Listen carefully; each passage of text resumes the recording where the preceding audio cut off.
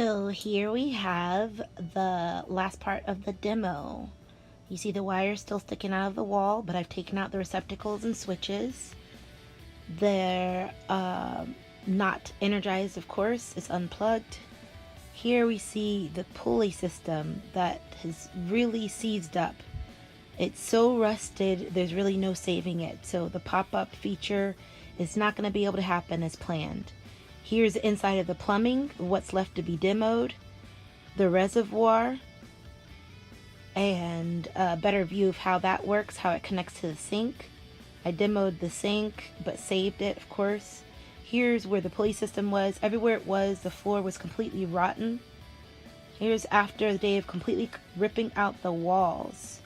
You see the walls are stripped out, the AC works, the wires are still there, but now we need to patch up the holes in the floor left from the pulley system that we're going to remove completely.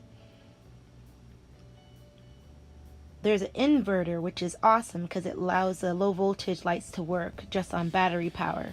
So I tried to take them apart just as they were. I'm going to keep that system in place so that my puck lights can work on battery, and then inverter. You see the patches on the floor that my awesome neighbor helped me make.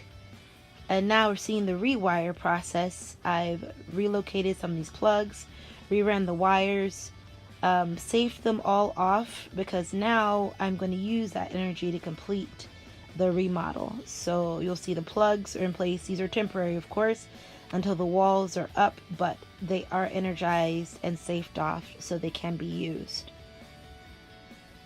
You can see all around the AC, we had to re-safe it up, put some wood down there. There's some sampling of flooring left over from my last camper that I'm maybe putting down. The electrical system pretty much in place the way it's going to be.